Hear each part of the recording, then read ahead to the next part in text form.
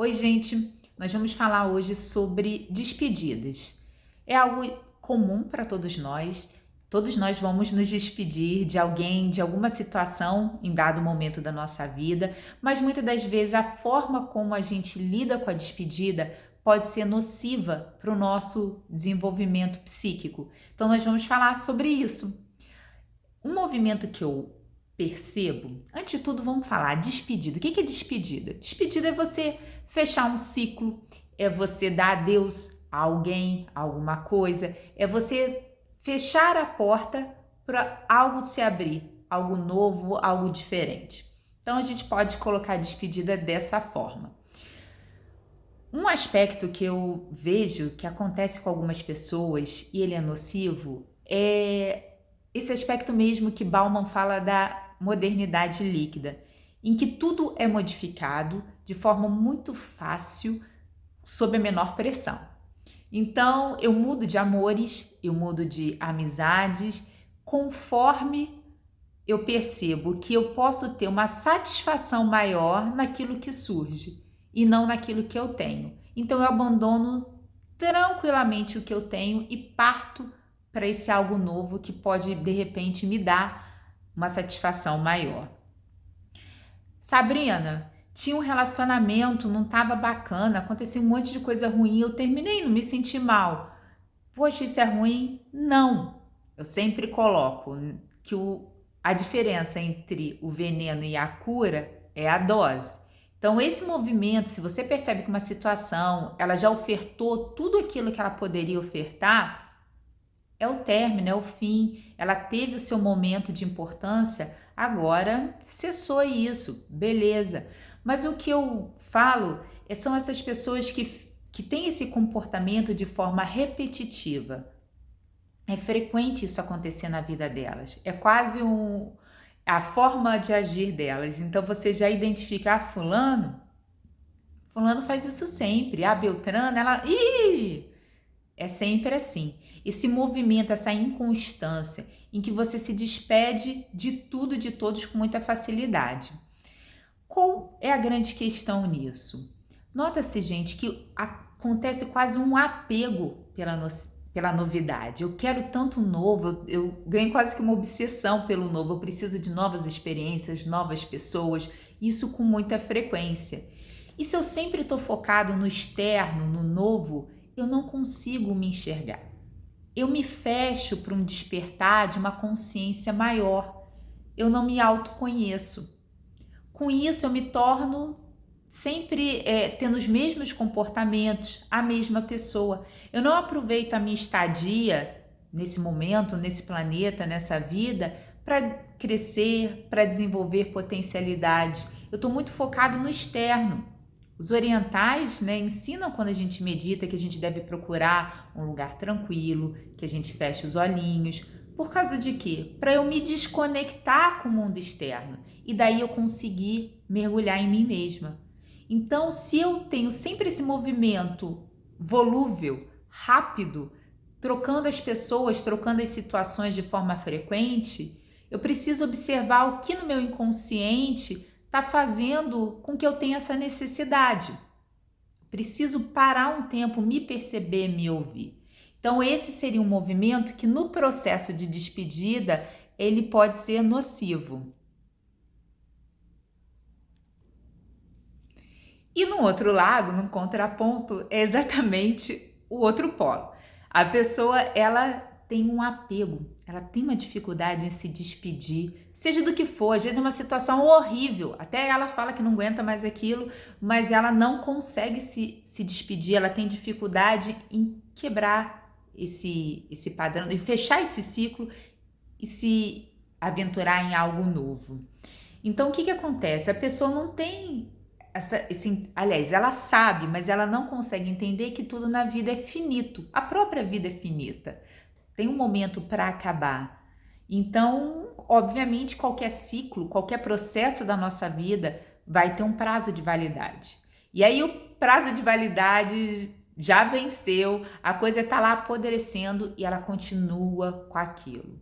E às vezes, quando aquele ciclo é terminado, né? Vamos dizer, um relacionamento. Quando aquele relacionamento acaba, ela sempre tá olhando para trás, porque ela olha idealizando, ela olha para aquela situação com um olhar romântico.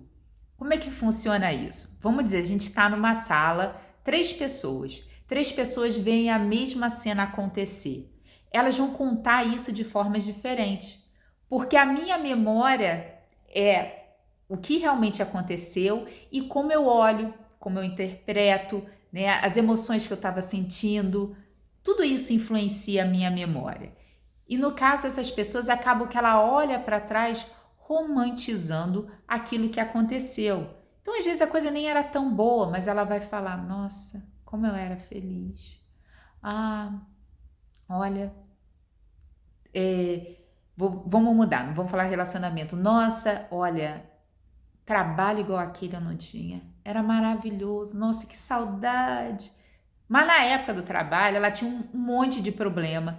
Ela tinha uma situação lá, né? Vivia reclamando, tinha N coisas. Mas, no entanto, como de alguma forma aquilo acabou, aquele ciclo fechou e ela não consegue se despedir, ela não consegue dizer adeus, porque sempre tá com o olhinho para trás, então ela fica estagnada, não se abre para uma possibilidade nova, porque ela está estagnada naquelas memórias.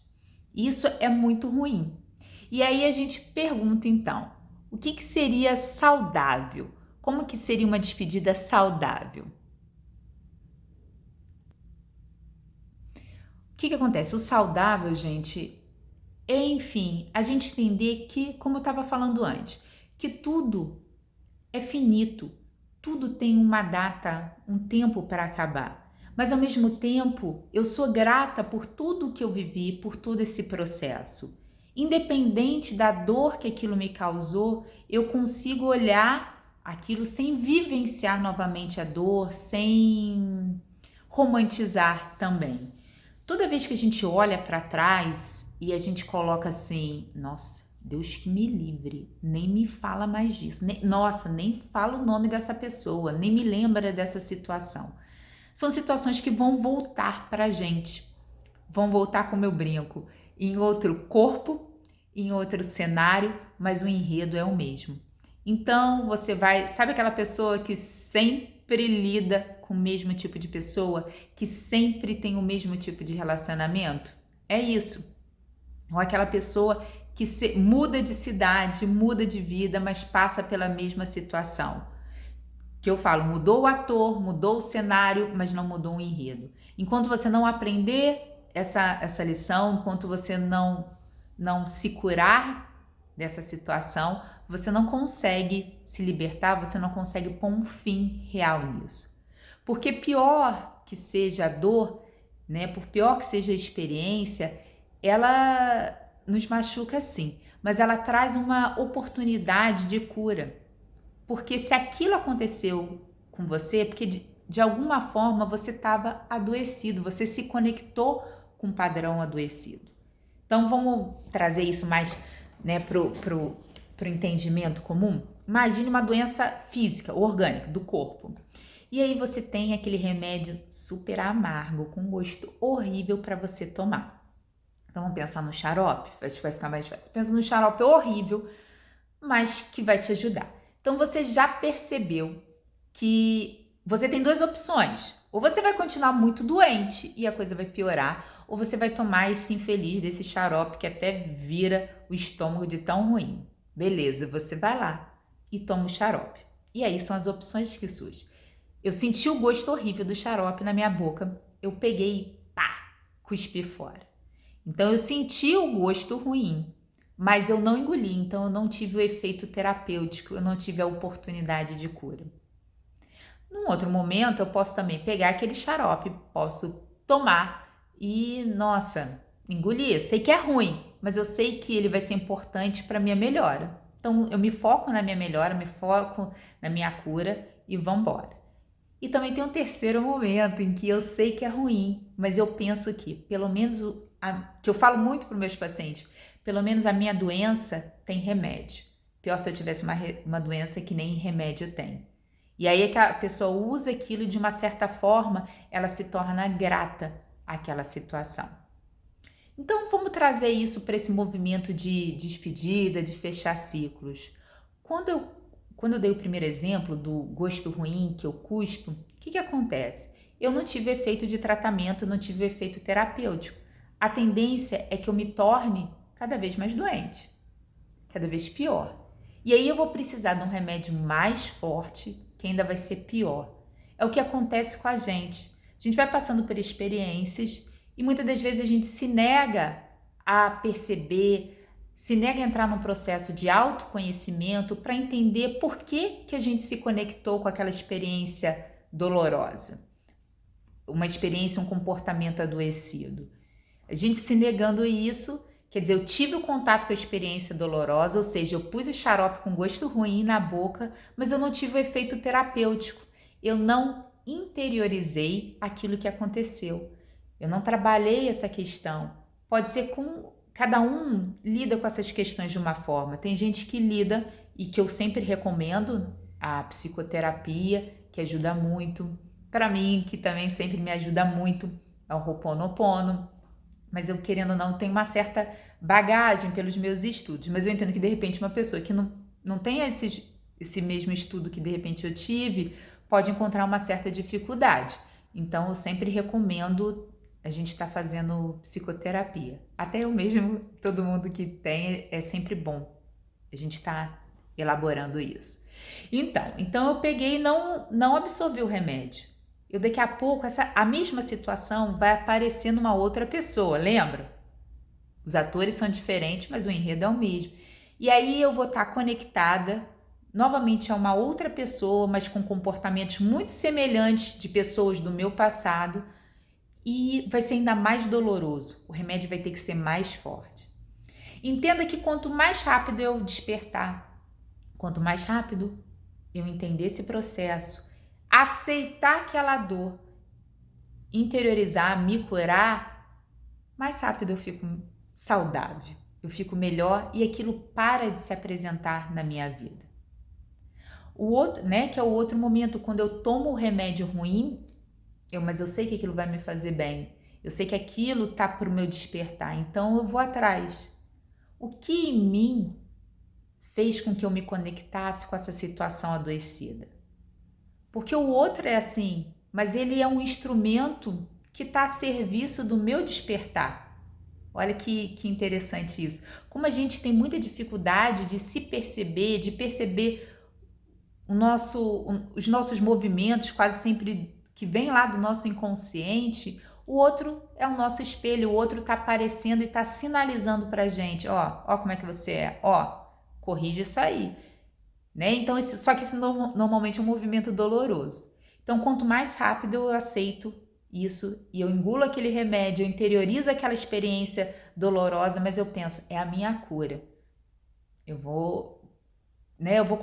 Aquilo não vai ser mais necessário acontecer na minha vida e eu me despeço dessa situação. E o outro que eu falei é quando a pessoa pensa, pelo menos para o que eu tenho, existe remédio. E exatamente isso, esse olhar de acolhimento, de gratidão. O processo foi doloroso, eu percebi coisas em mim que quase sempre a gente não quer ver, mas eu uso isso como uma forma de crescimento, de cura, para eu acessar novas potencialidades em mim. Uma vez aconteceu isso comigo, várias, mas a gente tem uma experiência em especial. E não se cobrem para num primeiro momento, de repente, vocês não serem tão gratos ao remédio amargo. E aconteceu uma situação que se repetia, exatamente como eu estou contando. Novos atores, porém a situação era a mesma. E eu cheguei num ápice que a minha dor, obviamente, era muito grande. E eu falei, agora nem que eu tenha que cavucar todas as teorias, eu vou atrás de todas as possibilidades, de tudo que eu tenho de recurso para me curar, mas eu vou ter que saber de onde sai essa minha conexão. O que eu estou fazendo comigo? E aí eu entrei nessa jornada, nessa viagem, foi um processo muito interessante. Só que essa pessoa que foi, vamos dizer assim, a última que fez esse processo chegar num ponto máximo, existiam muitas dores. E o que eu achei muito bacana foi que depois de um tempo em que eu tinha percebido a função dela na minha vida e o quanto que eu consegui me curar através desse despertar, ainda que doloroso, eu não sinto mais raiva dessa pessoa, muito pelo contrário. Eu não sou boazinha, mas eu percebi a função dela, então eu quero que ela siga a vida dela e se realize, enfim, que ela desperte também, assim como eu tive a oportunidade de despertar. E porque, gente, no final, às vezes a gente tem dificuldade de se despedir, se desconectar de uma situação por causa desse processo todo de mágoa, de rancor. E vocês acreditem, cada dia eu vejo isso mais claro, tanto nas minhas experiências quanto nas experiências com meus pacientes. O que o outro faz, ele vai se acertar com a vida, com o universo. Não tem como. Não tem como, eu sempre falo isso, não tem como plantar morango e colher jaca. Então deixa o outro. Ele foi um instrumento, como eu falo, ele foi um instrumento que estava a seu serviço para te acordar, para despertar para esse estado adoecido seu. Aproveita, toma logo essa droga desse remédio amargo e para você poder se abrir para outras coisas, para você ter uma vida mais feliz. Então foi isso que eu fiz. Isso é uma forma que a gente consegue se despedir do passado de uma forma melhor, uma forma mais saudável. Então, gente, para a gente fechar isso, o despedir não é a gente apagar, não é a gente calar, não é a gente excluir. Isso não é, me despedir desse processo. Não, não é isso. O despedir é a gente entender a importância de tudo que acontece na nossa vida, de todo o ciclo que acontece. E a partir do momento que eu entendo a importância, a função daquilo, eu consigo ser grata, por mais delicado que seja. Ai, Sabrina, aconteceu isso ontem, hoje eu tenho que ser grata? Não, né, gente? A gente não é robô. Mas a gente tem que trabalhar para não ficar carregando peso extra. Então, o despedir é esse acolhimento com consciência. Você percebeu tudo o que aconteceu, você acolheu, você viu a sua parcela de responsabilidade e daí você pode seguir mais pleno. Fique atento, não deixe que essa lembrança cega do gosto desse xarope amargo molhe suas asas e te impeça de voar. Faça o contrário.